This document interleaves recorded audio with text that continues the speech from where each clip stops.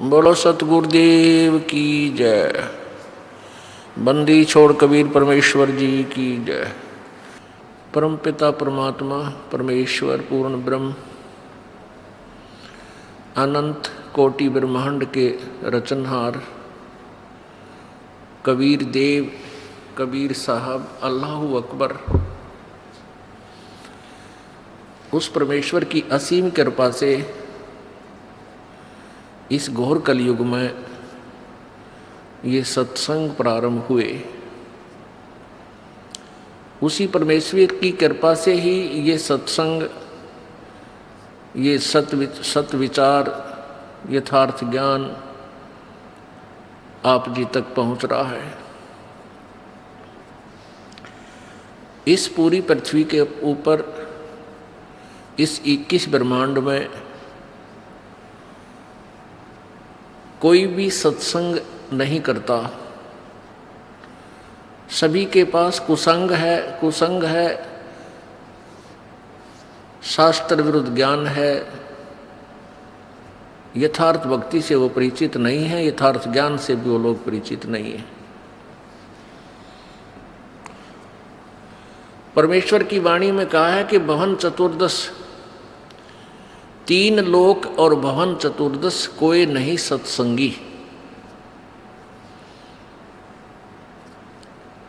पुण्यात्माओं, सत्संग शब्द ही हमें प्रमाणित करता है कि सत्य ज्ञान, सत्य वचन जो सब सदग्रंथों से मेल खाते हों, उस ज्ञान की जहाँ चर्चा होती है, उस ज्ञान का जहाँ प्रचार होता है वो सत्संग है। और जहाँ यथार्थ ज्ञान प्रचार नहीं होता वो सत्संग नहीं है। प्रारूप वैसा ही है, क्योंकि डुप्लीकेट और ओरिजिनल सभी मिलते जुलते ही होते हैं, लेकिन उनकी जो परख जानता है ओरिजिनल और डुप्लीकेट को, उसको बहुत अंतर नजर आता है।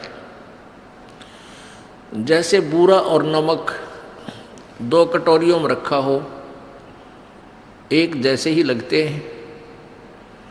आपको बूरा की चाह है और चम्मच भर लिया नमक का और मार लिया फांका, वो बूरा समझकर, तो आपका सारा ही टेस्ट खराब हो गया। ऐसे ही सभी सत्संग, सभी संत अच्छे लगते हैं, सिमिलर होते हैं, एक जैसे ही होते हैं, समांतर होते हैं।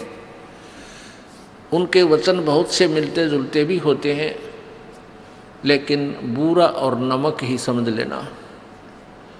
उसको तो वही समझ सकता है जिसने बूरा खा रखी हो, फिर नमक का टेस्ट करे। और जहाँ देखे वहाँ नमक ही है, उसी को चाट रहे हैं, तो सभी ये सोच रहे हैं यही बूरा होगा। ऐसा नहीं है। दास ने तो ये शब्द बोला है कि 3 लोक और भवन चतुर्दश कोई नहीं सत्संगी। ये बहुत महत्व रखता है। पुण्यात्माओं, यदि इस ब्रह्मांड में, इन 21 ब्रह्मांडों में यदि यथार्थ ज्ञान होता तो परमेश्वर को यहाँ नहीं आना पड़ता। उस सर्वशक्तिमान सतलोक के वासी कबीर देव को, कबीर प्रभु को इस लोक में आने की आवश्यकता नहीं पड़ती।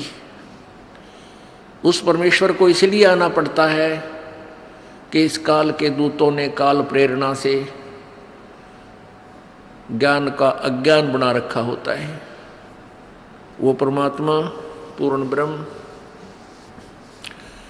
सर्व सृष्टि रचनहार, कुल मालिक कबीर देव कबीर साहब अपनी प्यारी आत्माओं को अपने निज ठिकाने का, अपने मूल निवास का ज्ञान स्वयं ही कराते हैं। वो परमात्मा आकर के अपनी जानकारी आप ही बताते हैं।